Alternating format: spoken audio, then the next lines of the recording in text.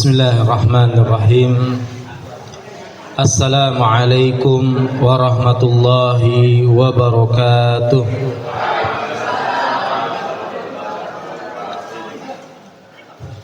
Innal hamdalillah nahmaduhu wa nasta'inuhu wa nastaghfiruh wa na'udzu billahi min shururi anfusina wa sayyiati a'malina. Man yahdihillahu fala mudilla lahu wa man yudlil fala hadiya lahu. Asyhadu an la ilaha illallah wahdahu la syarika lahu wa asyhadu anna Muhammadan abduhu wa rasuluh la nabiyya wa la rasula ba'dah. Qala Allah ta'ala fi kitabil karim, ya ayyuhalladzina amanu taqullaha haqqa tuqatih wa la tamutunna illa wa antum muslimun. Wa qala Rasulullah sallallahu alaihi wasallam, ittaqillaha haitsu ma kunta wa atbi'is sayyi'atal hasanata tamhuha wa khaliqin nas bi khuluqin hasanin. Kaum muslimin, Bapak Ibu yang dimuliakan oleh Allah Subhanahu wa taala, pertama marilah kita panjatkan rasa syukur kita kepada Allah atas limpahan kenikmatan demi kenikmatan yang telah Allah Subhanahu wa taala anugerahkan kepada kita semua. Di antaranya Allah Subhanahu wa taala masih memberikan kepada kita umur yang panjang, masih memberikan kepada kita kesehatan, sehingga dengan umur panjang dan kesehatan tersebut kita alhamdulillah bisa bertemu dan silaturahmi di tempat ini. Kemudian salat beriring salam semoga senantiasa tercurahkan kepada junjungan kita Nabiullah Muhammad sallallahu alaihi wasallam, kepada keluarganya, para sahabatnya, beserta orang-orang yang senantiasa mengikuti jejak langkah beliau. Bapak Ibu yang dimuliakan oleh Allah Subhanahu wa taala, pada kesempatan pagi hari ini saya akan menyampaikan hal yang berkenaan tentang manusia terbaik. Siapa sih manusia terbaik itu dalam pandangan agama kita? Kemudian nanti apa saja yang harus kita usahakan di saat Allah Subhanahu wa taala memilih kita semua sebagai bagian daripada manusia yang terbaik tersebut.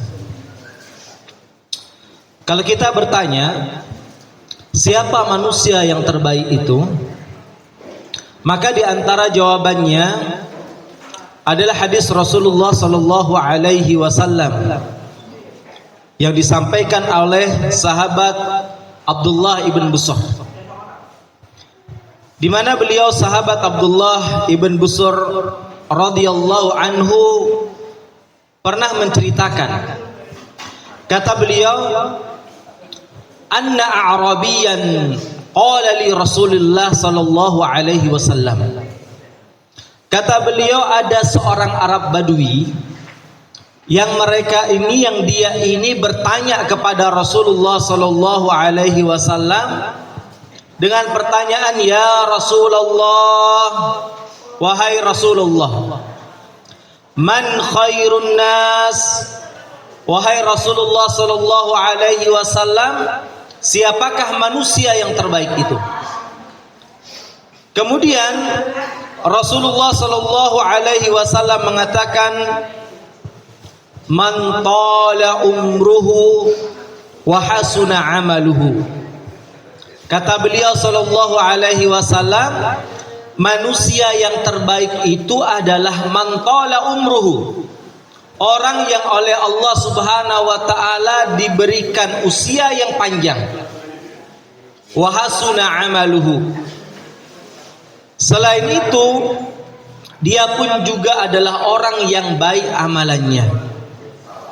Jadi dia adalah orang yang oleh Allah Subhanahu wa taala diberikan usia yang panjang. Seperti mungkin sebagian di antara kita di sini oleh Allah Subhanahu wa taala alhamdulillah ada yang diberikan usia yang panjang. Mungkin ada yang sudah 50 tahun, ada yang 60 tahun, bahkan mungkin bisa jadi ada yang 70 tahun. Atau mungkin ada yang lebih dari 70 tahun Bapak Ibu. Ada enggak? Ada ya? Masya Allah. Ya. Oleh Allah Subhanahu wa taala dia diberikan usia yang panjang, wa hasuna amaluhu, dan amalnya adalah amal yang baik. Kemudian di dalam riwayat yang lain di sana ada juga seseorang yang dia bertanya kepada Rasulullah sallallahu alaihi wasallam dengan pertanyaan yang sama. Hanya saja bedanya pertanyaannya ini dilanjutkan dengan pertanyaan berikutnya. Jadi ketika dia bertanya, wahai Rasulullah, man khairun nas, wahai Rasulullah, siapa manusia yang terbaik itu? Rasulullah SAW menjawab dengan jawaban yang sama. Man tala umruhu wa hasuna amaluhu. Kemudian orang ini dia bertanya lagi, ya, tentang siapakah manusia yang paling jelek. Wa man syarrun nas ya Rasulullah, siapakah manusia yang paling jelek itu wahai Rasulullah SAW? Kemudian kata Rasulullah sallallahu alaihi wasallam, wa syarrun nas, dan orang yang terburuk itu adalah siapa? Man tala umruhu, orang yang oleh Allah Subhanahu wa taala diberikan umur yang panjang, akan tetapi ternyata dia mengisi umur yang panjang tersebut dengan keburukan. Jadi dia mengisinya bukan dengan kebaikan. Nah, Bapak Ibu semua yang dimuliakan oleh Allah Subhanahu wa taala, ada satu hal yang menarik dari hadis ini. Hadis yang tadi saya sampaikan ya. Di mana hadis tadi yang saya sampaikan adalah hadis yang diriwayatkan oleh sahabat Abdullah ibn Busr. Sahabat Abdullah ibn Busr, di mana sahabat Abdullah ibn Busr ini adalah sahabat junior. Kenapa kita katakan sahabat junior? Karena di saat ya, ketika itu dia bertemu dengan Rasulullah SAW hanya sebentar. Jadi saat itu dia masih kecil. Kemudian tidak lama berselang waktu Rasulullah Sallallahu Alaihi Wasallam meninggal dunia. Nah, ketika itu, ketika melihat anak kecil ini, yaitu Abdullah ibn Busr ini, beliau Sallallahu Alaihi Wasallam mengatakan, ya'ishu hadzal ghulam qarnan, kata Rasulullah SAW. Ya, ya'ishu hadzal ghulam qarnan. Anak ini, kata Rasulullah Sallallahu Alaihi Wasallam, akan hidup 1 abad lamanya. Dan ternyata benar Bapak Ibu sekalian, sahabat Abdullah ibn Busr ini beliau hidup kurang lebih 100 tahun. Jadi beliau ini adalah orang yang meriwayatkan hadis man tala umruhu wa hasuna amaluhu, dan beliau pun juga adalah sahabat yang dia oleh Allah Subhanahu wa taala diberikan usia yang panjang sampai dengan 1 abad, dan mengisi daripada usia tersebut dengan kebaikan. Baik Bapak Ibu sekalian yang dimuliakan oleh Allah Subhanahu wa taala, hadis ini menjelaskan kepada kita semua bahwa umur itu merupakan nikmat. Umur itu merupakan nikmat yang besar yang Allah Subhanahu wa taala anugerahkan kepada kita semua. Kenapa demikian? Karena dengan umur yang panjang, ya, seseorang semakin panjang usianya, berarti dia oleh Allah Subhanahu wa taala diberikan peluang untuk beramal soleh, peluang untuk melakukan kebaikan, peluang untuk menabung kebaikan-kebaikan sebagai bekal dia bertemu dengan Allah Subhanahu wa taala di akhirat kelak. Kita buktikan bahwasannya seseorang yang oleh Allah Subhanahu wa taala diberikan usia misalnya 1 tahun lebih panjang atau 2 tahun lebih panjang daripada orang lain, kemudian dia mengisi usia tersebut dengan kebaikan, ternyata oleh Allah Subhanahu wa taala orang tersebut ditetapkan surganya bisa jadi lebih tinggi daripada orang yang meninggal duluan. Sebagaimana dalam hadis diceritakan, dalam hadis dari sahabat Talhah ibn Ubaidillah, kata beliau sahabat Talhah ibn Ubaidillah, anna rajulain, kata beliau ada 2 orang laki-laki, di mana 2 orang laki-laki ini dia berasal dari kabilah yang namanya kabilah Bali. Kemudian beliau melanjutkan, 2 orang laki-laki tersebut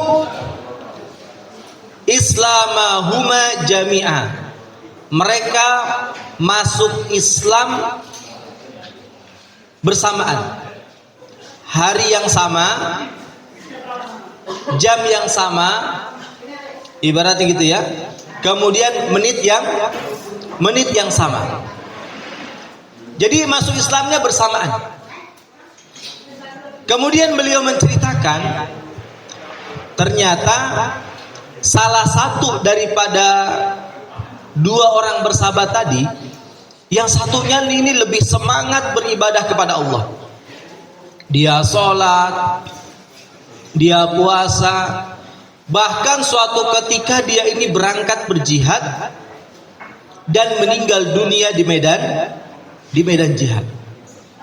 Tapi teman yang satunya lagi oleh Allah Subhanahu wa taala diberikan usia 1 tahun lebih panjang daripada sahabatnya tadi. Ya, dia diberikan usia 1 tahun lebih panjang, kemudian meninggal dunia.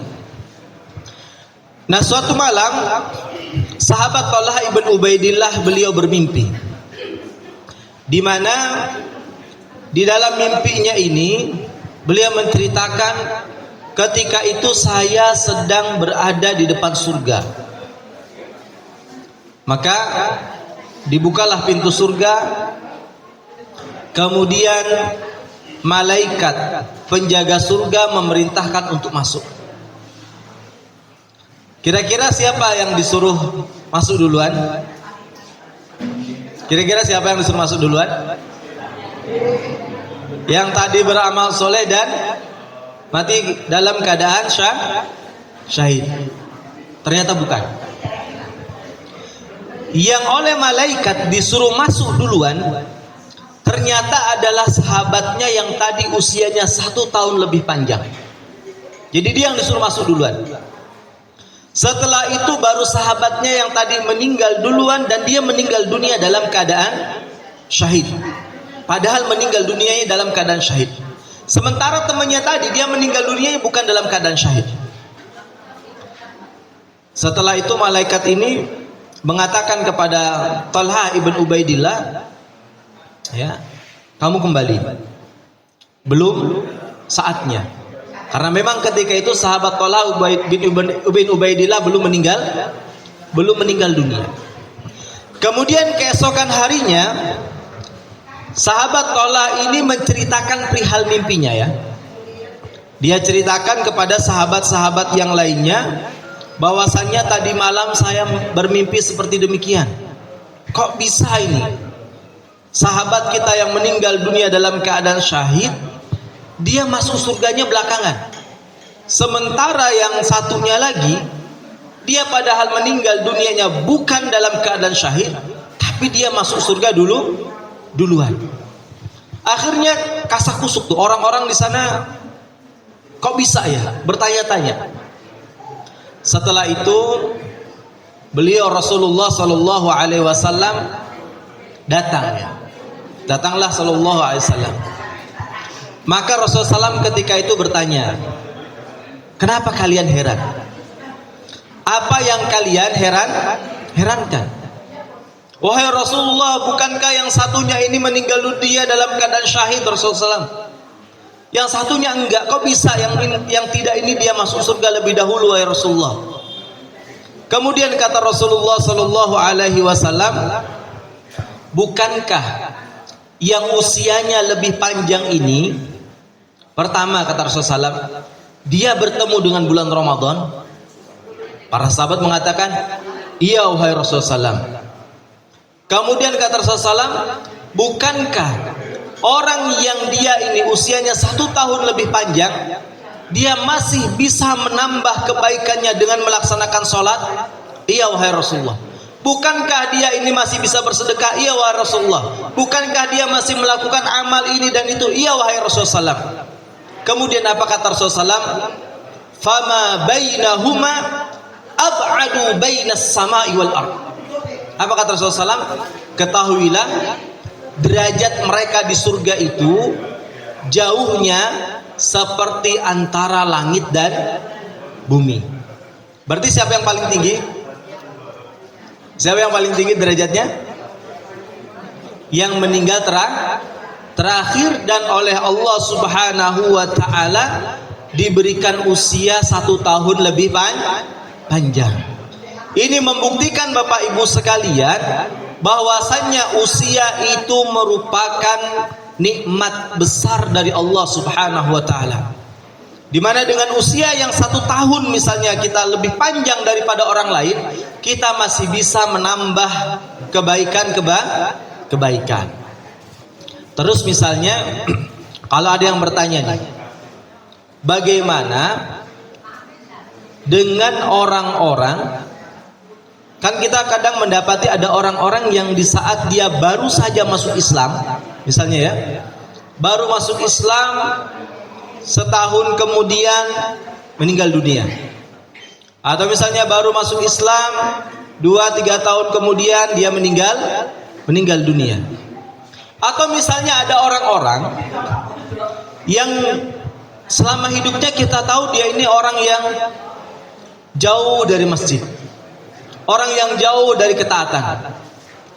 Tapi ternyata di akhir-akhir hidupnya, mungkin di usianya yang ke-60 tahun dia baru sadar. Akhirnya dia rajin ke masjid, dia rajin beribadah. Tidak lama kemudian dia meninggal dunia. Lantas bagaimana dengan orang yang seperti ini ya? Orang-orang yang mungkin baru mengenal hidayah ketika mungkin usianya telah senja. Orang-orang yang mungkin baru mengenal hidayah, baru sadar untuk beribadah kepada Allah di saat mungkin usianya sudah 60 tahun, bahkan mungkin sudah 70 tahun. Kemarin saya melihat ada seorang bapak ya, dia usianya 75 tahun. Tapi di usia yang 75 tahun ini dia isi dengan apa? Dengan belajar Al-Quran. Masya Allah. Dengan belajar Al-Quran, dan tidak hanya sekedar belajar untuk membaca Al-Quran, tapi dia belajar untuk memahami bahasa Al-Quran juga. Dia belajar bahasa Arabnya, sampai-sampai ketika dia katakan, ketika saya sholat, saya bisa memahami apa yang saya baca. Nah, pertanyaannya bagaimana dengan yang tadi ya? Orang-orang yang mungkin dia mengenal hidayah ketika di usia senja. Maka kita katakan apa? Tidak ada kata terlambat dalam kebaikan. Mungkin ada di antara kita yang baru sadar untuk ibadah saat kita mungkin sudah usia 70 tahun. Maka tidak ada kata terlambat di dalam kebaikan. Lanjutkan. Sebagaimana ada salah seorang sahabat ya, yang bernama Sa'ad ibn Mu'ad. Ada seorang sahabat namanya Sa'ad ibn Mu'ad, di mana beliau sahabat Sa'ad ibn Mu'ad ini, beliau merasakan manisnya Islam itu cuma 7 tahun. Hanya 7 tahun. Kita berapa tahun Bapak Ibu? Kita berapa tahun? Yang 45 ya sudah 45 tahun. Yang 70 berarti sudah 70 tahun. Tapi sahabat Sa'ad ibn Mu'adz ini hanya 7 tahun. Kenapa hanya 7 tahun? Dia masuk Islam, 7 tahun kemudian meninggal dunia. Tapi ada yang dahsyat dari sahabat Sa'ad ibn Mu'adz ini ya. Di saat beliau meninggal dunia, ketika itu Rasulullah sallallahu alaihi wasallam katakan, ihtazza arsyur rahman limauti Sa'ad ibn Mu'adz. Apa kata Allah Subhanahu wa taala? Ihtazza arsyur rahman. Arsy Allah bergetar, kata Rasulullah SAW ya, disebabkan meninggalnya Sa'ad ibn Mu'adz. Padahal usia dalam Islamnya berapa tahun? 7 tahun. Tapi saat dia meninggal dunia, arsy Allah Subhanahu wa taala bergetar. Itu artinya usia dalam Islam dia yang 7 tahun ini, hanya pendek ini, dia gunakan dengan sebaik mungkin untuk menabung amal-amal kebaikan. Baik Bapak Ibu sekalian yang dimuliakan oleh Allah Subhanahu wa taala. Perlu kita ketahui juga bersama bahwasannya Allah Subhanahu wa taala tidak hanya mencatat pahala dari apa yang kita lakukan, dari amal kebaikan yang kita lakukan. Misalnya kita sedekah, Allah tidak hanya mencatat sedekah kita. Misalnya kita berpuasa, Allah tidak hanya mencatat pahala daripada puasa kita, namun Allah pun juga mencatat bekas-bekas ataupun pengaruh dari setiap kebaikan yang pernah kita lakukan. Sebagaimana yang Allah Subhanahu wa taala sebutkan dalam surat Yasin ayat 12. Wa naktubu ma qaddamu wa atharahum. Kata Allah Subhanahu wa taala, kami catat semua apa yang telah mereka lakukan dan bekas-bekas mereka. Beliau Ibnu Katsir rahimahullah, begitupun juga para ulama yang lainnya menjelaskan, maksud daripada atharahum di situ adalah bekas-bekas yang pernah mereka tinggalkan. Yang pertama, maksud daripada bekas yang pernah mereka tinggalkan itu yang pertama apa? Yaitu jejak kaki mereka menuju ketaatan dan menjauhi dari kemaksiatan. Jadi di saat kita nih misalnya kita berjalan ke tempat ini, ya, dalam rangka silaturahmi, dalam rangka pengajian, ketahuilah setiap langkah yang kita langkahkan di sini dicatat oleh Allah Subhanahu wa taala sebagai kebaikan. Begitupun juga di saat misalnya seseorang dia berangkat ke masjid, ya, dia berangkat ke masjid, bukan hanya pahala dia berangkat ke masjidnya saja yang ditulis, akan tetapi jejak-jejak bekas-bekas kebaikannya pun juga ditulis. Makanya di antara hal yang dianjurkan saat seseorang misalnya habis sholat di masjid, ya, kita misalnya habis sholat di masjid, kita dianjurkan saat akan melaksanakan sholat sunnah pindah tempat apa tidak? Pindah tempat, ya. Kenapa alasannya itu? Iya, untuk memperbanyak jejak-jejak kebaikan. Jadi tidak hanya di satu tempat saja, bisa jadi di tempat lain pun juga kita demikian.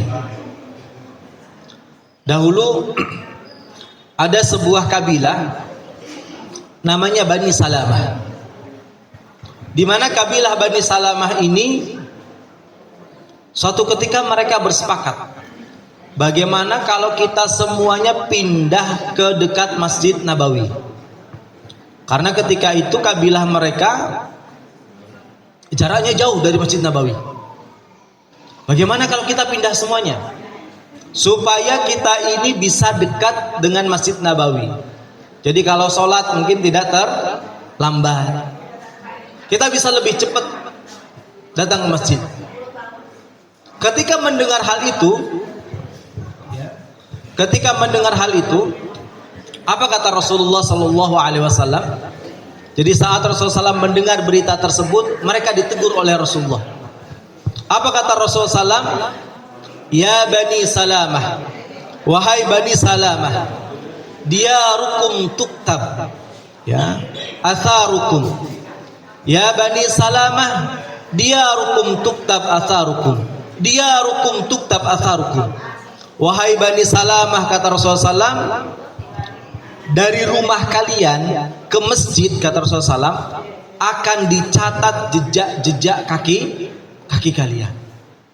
Bahkan juga ada sahabat, Bapak Ibu sekalian, yang dia ini kalau ke masjid rumahnya jauh, ya, rumahnya jauh dari masjidnya Rasulullah Sallallahu Alaihi Wasallam. Nah, ketika itu ada beberapa sahabat yang menganjurkan sama dia untuk beli unta, ya, Mbok, kamu beli unta supaya kamu nggak capek datang ke masjid, supaya kamu bisa lebih cepat datang ke masjidnya. Kemudian apa kata sahabat ini? Apakah dia ketika itu langsung serta merta beli unta? Ternyata enggak, ya. Apa dia katakan?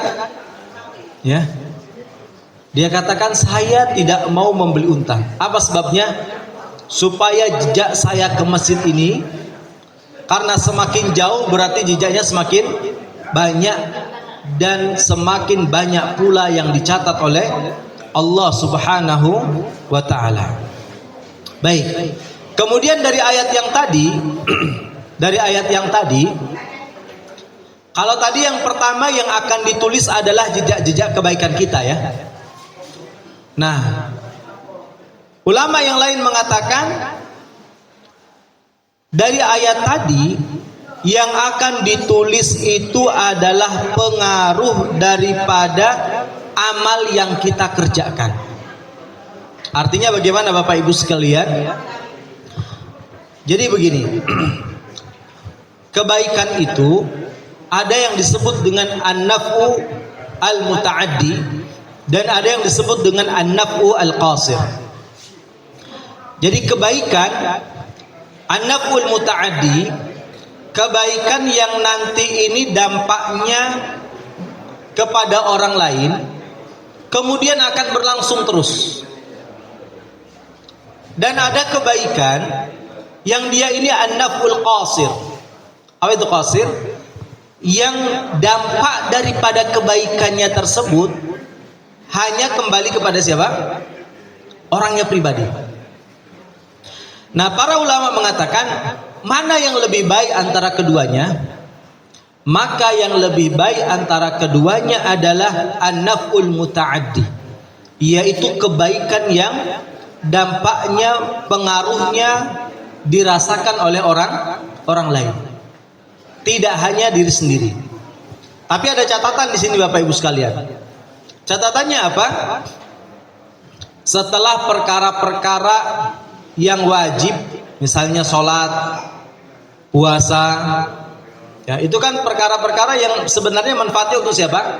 Diri sendiri.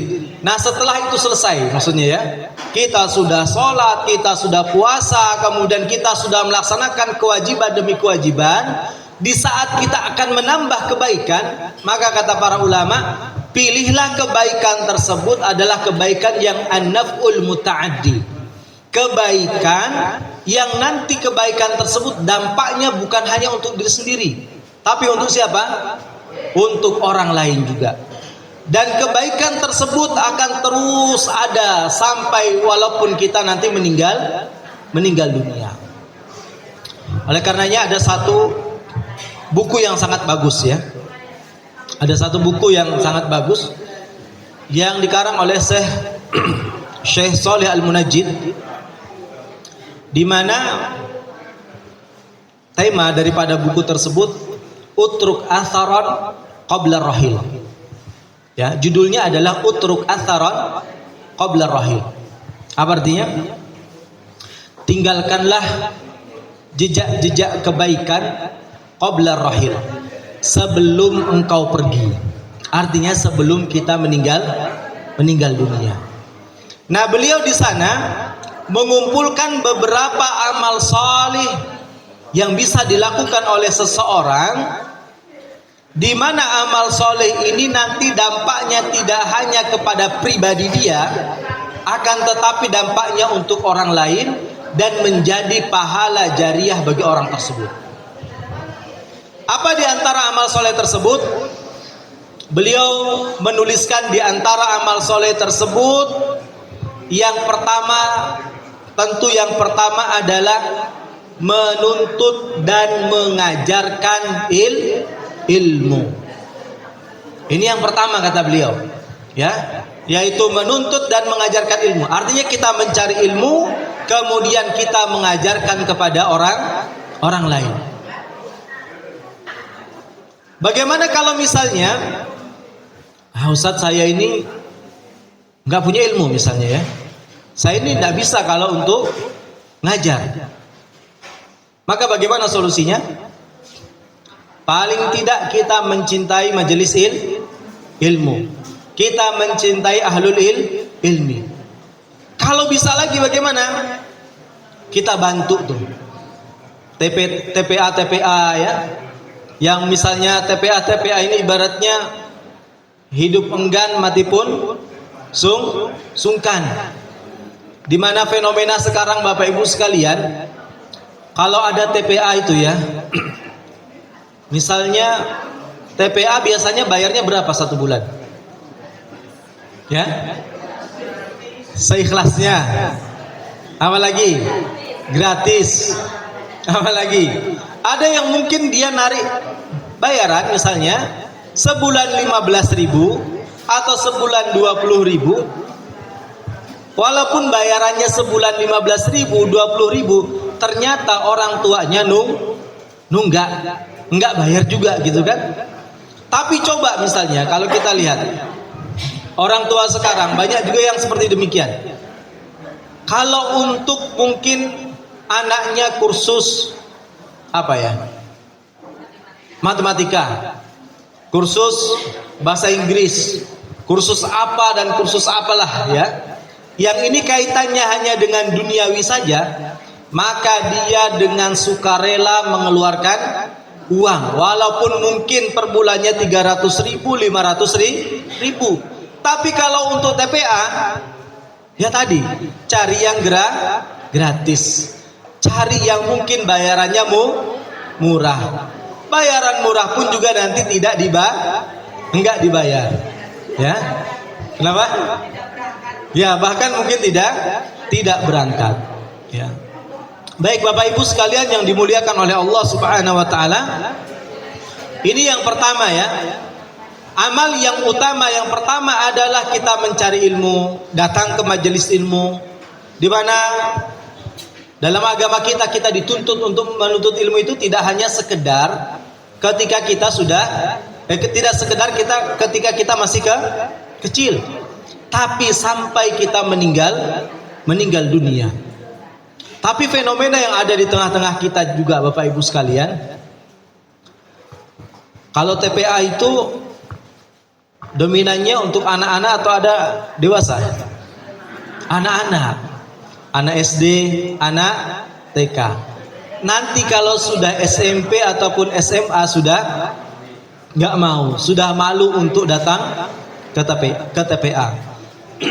Tapi ada yang mungkin mengenaskan lagi ya, orang tua yang memprihatinkan lagi, anaknya masih kecil, jangan TPA. Kenapa? Masih kecil. Anaknya nanti SMP, nggak usah TPA, waktunya untuk belajar. Anaknya SMA pun juga demikian. Lulus kuliah, belajar lagi nggak belajar, fokus kerja. Nggak mau belajar Quran, nggak mau belajar agama, fokus kerja misalnya. Kapan mau ke masjid? Kapan mau belajar Al-Quran? Nanti. Kapan? Kalau sudah pensiun, ya kan? Kapan? Nanti kalau sudah tidak sibuk dengan pekerjaannya. Padahal belum tentu usianya tersebut sampai dengan usia pensiunnya. Nah, orang yang menuntut ilmu, orang yang mengamalkan ilmu, orang yang mencari ilmu, di antara keutamaannya ya, di antara keutamaannya mungkin hadis yang sudah kita hafal, khairukum man ta'allamal qur'ana wa 'allamah misalnya. Sebaik-baik kalian adalah orang yang mengajarkan Al-Qur'an dan yang mengajarkannya. Hadis yang lain mengatakan di antara keutamaan orang yang dia duduk di majelis ilmu, menuntut ilmu, didoakan oleh semua makhluk. Sampai hewan-hewan yang ada di lautan, mereka pun juga mendoakan orang yang menuntut ilmu. Kenapa demikian Bapak Ibu semua? Kira-kira kenapa sampai hewan dia mendoakan orang yang duduk di majelis ilmu? Kira-kira kenapa? Yang pertama, jawabannya yang pertama ya. Yang pertama, kemuliaan dari Allah yang Allah berikan kepada penuntut ilmu. Jawaban yang kedua, ya, jawaban yang kedua, manfaat yang diberikan oleh orang yang berilmu tidak hanya dirasakan oleh sesama manusia, tapi oleh hewan pun juga akan dirasakan. Kapan misalnya hewan itu merasakan manfaat daripada orang yang berilmu? Kira-kira kapan? Ketika kapan? Ketika disembelih. Betul ya? Karena Rasulullah SAW mengatakan, fa idza qataltum fa ahsinul qitlah, fa idza dzabhtum fa ahsinul dzibhah. Kalau kalian membunuh, maka bunuhlah dengan cara yang baik.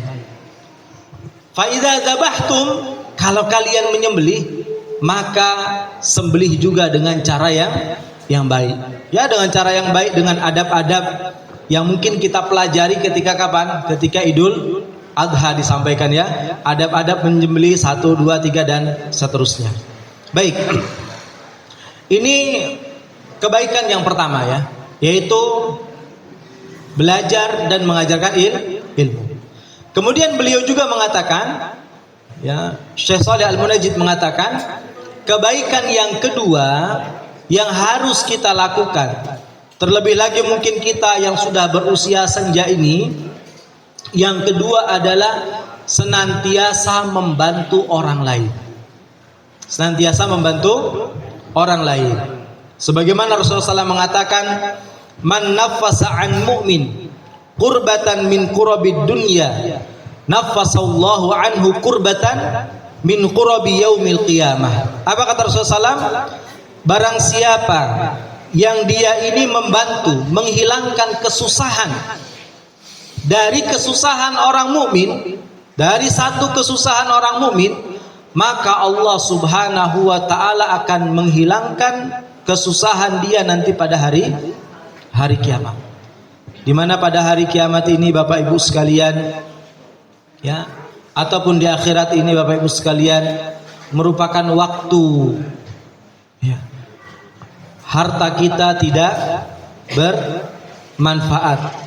Waktu di mana anak kita pun juga tidak bermanfaat. Illa man atallaha biqalbin salim. Kecuali mereka yang datang kepada Allah Subhanahu wa taala dengan hati yang bersih, dengan hati yang selamat. Suatu ketika Ibunda Aisyah radhiyallahu anha, beliau menangis. Ya. Kalau ibu-ibu menangis kira-kira kenapa, Bu? Ya? Menangis kenapa, Bu? Beras entek katanya, Bapak ya. Apa lagi? Iris bawang tangis gitu ya. Apa lagi, Bu? Ini SPP-nya anak belum dibayar, nggak ada uang gitu kan. Nah, suatu ketika Ibunda Aisyah radhiyallahu anha menangis. Ketika itu suaminya, yaitu Rasulullah sallallahu alaihi wasallam mengatakan, "Apa yang membuat engkau menangis?" Apa kata Ibunda Aisyah radhiyallahu an? Zakartun nar, saya disebabkan saya ini mengingat neraka, maka saya menangis. Pertanyaannya, pernah enggak kita dalam hidup ini suatu ketika mungkin kita merenung, kemudian kita ingat neraka, setelah itu kita nangis? Pernah enggak? Pernah ya? Alhamdulillah. Jangan sampai tidak, enggak pernah.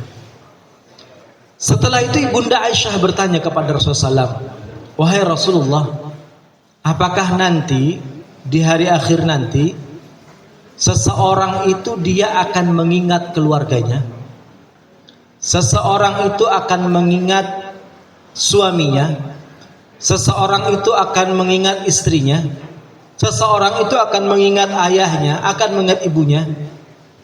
Kata Rasulullah SAW, amma fi thalathi mawatin, adapun di 3 tempat, kata Rasulullah SAW, ya, seseorang dia tidak mungkin mengingat keluarganya. Di mana 3 tempat tersebut? Yang pertama ketika di padang mahsyar, sampai nanti Allah Subhanahu wa taala mengadili dia. Kemudian kapan lagi, kata Rasulullah SAW? Ingda fil mizan, ya, yaitu ketika di mizan, di mana amal perbuatan seseorang ditimbang oleh Allah Subhanahu wa taala. Dan para ulama mengatakan yang ditimbang, amal yang ditimbang oleh Allah Subhanahu wa taala di mizan itu kira-kira apanya? Yang pertama ada yang mengatakan yang ditimbang itu adalah amal solehnya. Kemudian yang kedua yang mengatakan yang ditimbang itu adalah orangnya. Maka berbahagialah yang gemuk gitu ya. Ditimbangkan berat nanti ya. Kemudian yang ketiga yang ditimbang itu adalah buku catatan amal perbuatannya. Dan ini masing-masing ada hadisnya ya. Kalau yang buku catatan amal perbuatannya, dalam hadis disampaikan oleh Rasulullah SAW, jadi ada seseorang yang oleh Allah Subhanahu wa taala dibentangkan buku catatan amal perbuatannya. Bahkan 99 buku catatan amal perbuatannya.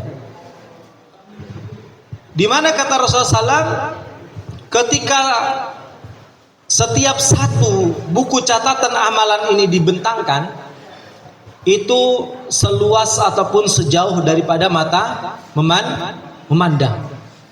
Jadi semua apa yang kita lakukan di dunia ini dicatat. Ini 99 dan satunya berapa? Sejauh mata memandang. Ketika itu Allah mengatakan, qad fa'alta kadza, na'am ya Rabb. Qad fa'alta kadza, na'am ya Rabb. Kamu dulu melakukan ini, iya ya Allah.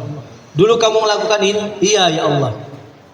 Kemudian sama Allah ditanya lagi, kira-kira malaikat saya ini yang menuliskan amal perbuatanmu ini menzolimi kamu enggak? Artinya menzolimi di sini, ada enggak di sini yang tidak kamu lakukan tapi ternyata tertulis di sini? Enggak ada, wahai Allah. Enggak ada ya Rabb. Kemudian di akhir lagi Allah katakan, kira-kira kamu masih punya kebaikan enggak? Dia katakan, la ya Rabb. Ya. Saking dia tahu nih semua yang dia lakukan, ketika ditanya demikian dia katakan, enggak ya Allah. Kayaknya sudah enggak ada kebaikan bagi saya. Kemudian Allah Subhanahu wa taala mengeluarkan namanya bitokoh. Makanya hadis ini dikenal dengan hadis bitokoh. Bitokoh itu kartu ya. Secara bahasa artinya kartu yang di sana bertuliskan la ilaha illallah. Ternyata orang ini masih mempunyai kebaikan, yaitu la ilaha illallah. Dia meninggal dunia masih mengucapkan ataupun masih di atas keimanan.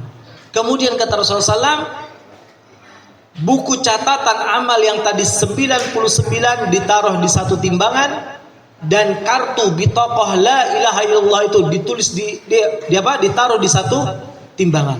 Ternyata mana yang paling berat? La ilaha illallah. Ini hadis yang menjelaskan bahwasanya yang ditimbang itu adalah buku catatan amal perbuatannya. Kalau hadis yang menjelaskan tentang orangnya bisa apa? Jadi suatu ketika Rasulullah SAW ini ingin bersiwak. Kemudian beliau Shallallahu Alaihi Wasallam memerintahkan kepada salah seorang sahabatnya untuk mengambilkan kayu siwak tadi ya. Manjatlah dia. Kalau tidak salah sahabat Abdullah Ibn Mas'ud atau sahabat Abdullah Ibnu Abbas, saya lupa ya. Ketika dia manjat, ada angin. Dia terterpa dengan angin sampai betisnya kelihatan. Ternyata dia ini adalah orang yang sangat kurus. Jadi betisnya kecil sekali. Betisnya kecil sekali. Kemudian orang-orang mentertawakan gitu ya. Mentertawakan. Oh, ternyata betisnya kecil sekali, kurus sekali. Setelah itu apa kata Rasulullah SAW? Kamu tahu enggak? Kalau dia ditimbang, ya, kalau dia ditimbang, maka dia ini lebih berat, ya, lebih berat daripada amal-amal yang lainnya. Atau saya agak lupa hadisnya ya, kurang lebih seperti itu. Jadi kalau ditimbang, maka dia ini lebih berat. Dalam hadis yang lain Rasulullah SAW mengatakan ada orang yang gemuk kata Rasulullah SAW, tapi ternyata kalau ditimbang, ya, dia ini menjadi ringan. Tapi ada orang yang kurus, kalau dia ditimbang di akhirat nanti, ternyata dia ini berat. Berarti yang berperan di situ amalnya atau memang bobot badannya? Ya, amalnya bukan bobot badannya. Walaupun orangnya misalnya kurus, tapi dia senantiasa taat kepada Allah Subhanahu wa taala, maka itulah yang nanti membuat dia amal ibadahnya di mizan lebih berat daripada amal keburukannya. Ini yang pertama, mizan. Kemudian kata Rasulullah SAW, di antara hal lagi di mana seseorang dia lupa dengan keluarganya, kapan itu? Saat di sirat. Sampai nanti dia benar-benar bisa melewati sirat tersebut. Jadi saat itu semua kita lupa. Tapi nanti di saat kita di akhirat, saat misalnya kita di surga nanti, amin ya. Ya diaminin kan? Ya. Mau masuk surga? Mau masuk surga, Pak? Ibu mau, Bu ya? Ada syaratnya. Apa syaratnya? Meninggal dulu katanya ya. Karena nggak mungkin masuk surga kalau nggak meninggal dulu. Baik. Tapi nanti ada orang-orang yang ketika di surga kelak, ya. Jadi ini dampak daripada amal soleh yang dilakukan oleh seseorang itu tidak hanya untuk dirinya sendiri, tapi untuk siapa? Untuk keluarganya, untuk ayahnya, untuk ibunya. Kalau seorang suami berarti untuk istrinya, ya. Kalau seorang istri berarti untuk suaminya. Sebagaimana yang Allah katakan, alladzina amanu wattaba'athum dzurriyyatuhum biimanin. Ayatnya yang itu ya.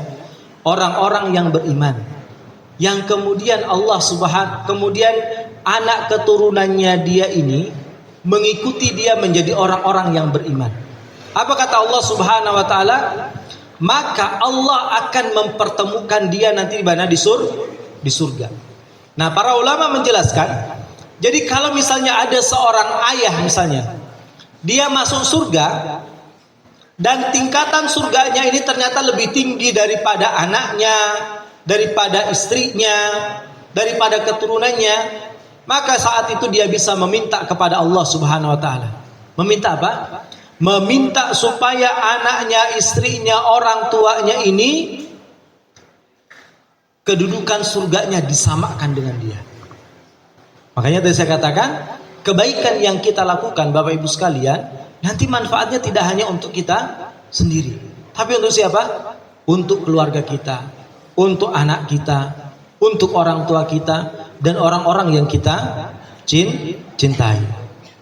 Nah, baik Bapak Ibu sekalian yang dimuliakan oleh Allah Subhanahu wa taala. Tadi yang kedua apa tadi? Yang kedua apa? Amalan yang harus kita lakukan, membantu daripada orang yang kesusahan. Ya. Kemudian yang selanjutnya, yang ketiga, yaitu menyantuni daripada anak-anak yatim. Jadi beliau Syekh Shalih Al-Munajjid dalam kitabnya mengatakan demikian ya. Menyantuni anak-anak yatim. Sebagaimana dalam Al-Qur'an Allah katakan wa'budullah wa la tusyriku bihi syai'a. Wa'budullah, sembahlah Allah. Wa la tusyriku bihi syai'a, dan janganlah kalian menyekutukan Allah. Perhatikan. Di awal Allah Subhanahu wa taala memerintahkan kepada kita untuk beribadah kepadanya. Kemudian setelah itu dilanjutkan supaya kita tidak menyekutukan Allah. Kemudian Allah memerintahkan kepada kita wabil walidaini ihsana. Apa itu? Berbuat baik kepada kedua orang tua. Setelah itu diikuti lagi dengan perintah selanjutnya, wabidil qurba wal yatama wal masakin. Berbuat baik kepada kerabat, berbuat baik kepada siapa? Wal yatama, anak-anak yatim, wal masakin, dan orang-orang yang miskin. Ya. Surat Al-Maun. Allah katakan dalam surah Al-Maun apa? Ara'aital ladzi yukadzibu bid-din fadzalikal ladzi yad'ul yatim. Ya. Siapa sih orang-orang yang yukadzibu bid-din itu? Yaitu orang-orang yang yad'ul yatim, yang dia ini menghardik daripada anak-anak yatim. Ara'aital ladzi yukadzibu bid-din fadzalikal ladzi yad'ul yatim wa la yaghuddu ala ta'amil miskin. Enggak mau membantu orang miskin. Makanya Allah katakan fawailul lil musalli. Maka kecelakaanlah bagi siapa? Orang-orang yang sholat. Allah enggak mengatakan kecelakaan bagi orang-orang yang enggak sholat. Tapi Allah katakan di sini kecelakaan bagi siapa? Orang-orang yang sholat. Nah, pada ayat ini pun juga ada perintah kepada kita untuk berbuat baik kepada anak yatim. Ada seorang salaf zaman dahulu, di mana dia ini pekerjaannya sukanya mabuk, suka berbuat jahat, dan lain sebagainya ya. Ibaratnya semua kejahatan itu dia lakukan. Suatu ketika dia mendapatkan ada anak kecil, di mana anak ini adalah anak yang yatim. Akhirnya dia ambil anak yatim ini ya. Dia ambil, setelah itu dia didik, ya, dia pelihara, dia asuh sampai dewasa dan seterusnya. Suatu ketika dia ini bermimpi ya. Bermimpi sedang di akhirat. Ya. Bermimpi di akhirat, dan dia bermimpi akan dimasukkan ke dalam neraka. Semua orang sudah dimasukkan ketika itu ke dalam neraka. Dalam mimpinya seperti demikian kurang lebih ya. Kemudian ketika giliran dia yang mau dimasukkan ke dalam neraka, ya, tiba-tiba ada anak yatim tadi ya. Ada anak yatim yang dia tolong tadi, dan melarang daripada malaikat ini untuk memasukkan dia ke dalam neraka. Ya, melarang dia memasukkan ke dalam neraka. Kemudian kata malaikat ini, saya tidak diperintahkan demikian. Saya diperintahkan untuk memasukkan orang ini ke dalam neraka. Tapi tetap dilarang sama anak yatim ini. Tiba-tiba terdengarlah suara, di mana suara tersebut ya melarang daripada malaikat ini untuk memasukkan orang ini kemana? Ke dalam neraka. Akhirnya dari situ dia sadar daripada kesalahannya, dia bertobat dan beribadah kepada Allah Subhanahu wa taala. Baik, yang selanjutnya ya. Satu lagi aja ya. Yang selanjutnya, amal yang bisa kita lakukan adalah, kalau kata beliau di situ adalah membuat sumur. Ya, membuat sumur. Terlebih lagi mungkin di daerah-daerah terpencil yang di sana sulit ditemukan air misalnya ya. Nah, sebagaimana dalam hadis Nabi Shallallahu Alaihi Wasallam mengatakan, "Baina rajulun bi tariqin ishtadda alaihi al-atas." Ya. Ada seorang lelaki yang dia ini sedang di perjalanan. Ishtadda alaihi al-atas. Kemudian dia merasa sangat haus sekali ya. Fawajada bi'ran. Dia ketika itu kebetulan dia ini mendapatkan sebuah sumur. Fanazala fiha fashariba. Kemudian dia ini turun ke sumur tersebut, mengambil air dan minum dari air sumur ini. Fa kharaja fa idza kalbun yalhathu ya'kulu thura minal atash. Di saat dia keluar, kata Rasulullah, dia mendapati ada seekor anjing, di mana anjing ini sudah mengeluarkan lidahnya sambil memakan pasir ya. Kenapa demikian? Disebabkan dia merasa sangat atos. Apa itu atos? Sangat haus, bukan atos keras ya. sangat haus. Kemudian lelaki ini apa? Mengatakan, anjing ini pasti sangat kehausan, sebagaimana saya haus tadi. Lalu dia turun kembali ke dalam sumur dan memenuhi daripada tempat airnya. Setelah itu dia meminumkan dari tempat airnya tersebut, meminumkan kepada anjing ini. Dan oleh karena perbuatannya itu, kata Rasulullah Shallallahu Alaihi Wasallam, Allah pun bersyukur kepadanya dan mengampuni orang ini. Ya, ini hadis lain, bukan yang berbicara wanita yang berzina ya. Jadi disebabkan kebaikan kita kepada hewan, ini kebaikan kita kepada hewan, Allah Subhanahu wa taala mengampuni orang tersebut dari kesalahan-kesalahannya. Tentu bagaimana lagi dengan kebaikan kita kepada siapa? Orang lain. Dalam hadis lain juga ada, Bapak Ibu sekalian, yang menceritakan seorang wanita yang dia ini masuk neraka.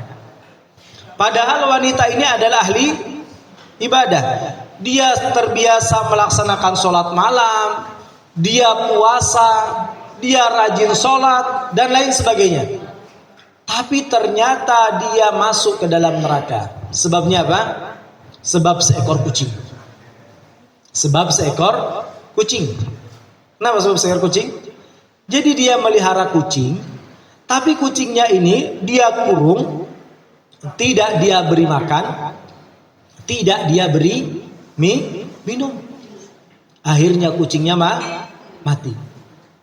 Maka kata Rasulullah SAW, wanita tersebut masuk neraka disebabkan seekor kucing.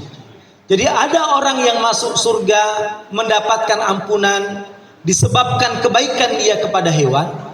Begitupun juga sebaliknya, ada orang-orang yang dia masuk ke dalam neraka padahal dia ini ahlul ibadah, disebabkan apa? Disebabkan seekor hewan. Jadi di saat kita berbuat baik kepada hewan saja, Allah Subhanahu wa taala menghitung itu sebagai kebaikan. Allah Subhanahu wa taala itu menjadikan sebagai pahala bagi kita semua.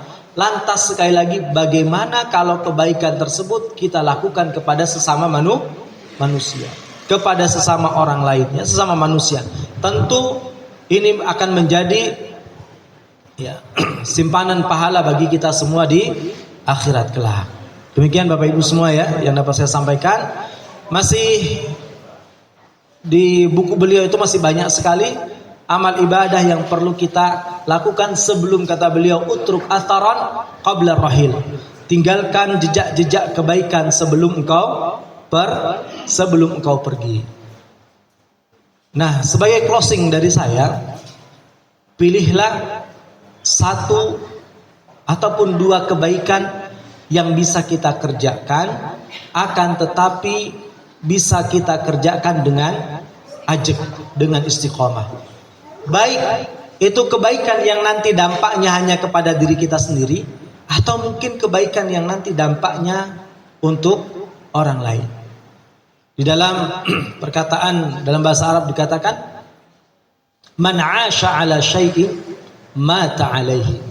Barang siapa yang dia itu hidup dengan sebuah kebiasaan, maka dia akan meninggal dunia di atas kebiasaan tersebut. Ya. Jadi di saat kita mungkin punya satu amal andalan, dan para sahabat dahulu demikian. Mereka punya satu amal andalan. Maksudnya amal andalan ini apa? Satu amalan yang bisa mereka kerjakan secara ajak, secara istiqomah, terus menerus. Rasulullah SAW katakan, ya, al khairul muta'addi afdalu minal qasir, ya. Kebaikan yang dilakukan secara terus menerus itu lebih baik daripada kebaikan yang kita lakukan tapi hanya sekali waktu, setelah itu tidak pernah kita lakukan lagi. Baik, demikian Bapak Ibu sekalian yang dapat saya sampaikan. Mudah-mudahan yang sedikit ini dapat bermanfaat. Sudah kurang lebih 1 jam ya, dari jam 7.15 sampai dengan jam 8.15. Mudah-mudahan apa yang saya sampaikan ini bisa bermanfaat baik bagi saya pribadi maupun Bapak Ibu sekalian, dan menjadi pengingat bagi kita semua bahwasanya kita hidup di dunia ini hanyalah sementara. Esok atau lusa kita pun pasti akan meninggalkan dunia ini. Maka persiapkanlah sebaik-baik amalan, sebaik-baik bekal untuk menghadap Allah Subhanahu wa taala. Demikian yang dapat saya sampaikan. Billahi taufiq wal hidayah. Wassalamualaikum warahmatullahi wabarakatuh. Waalaikumsalam warahmatullahi wabarakatuh. Terima kasih Ustadz Zubair yang telah panjang lebar untuk memberikan bekal, terutama untuk teman-teman kami Angkatan Haji tahun 15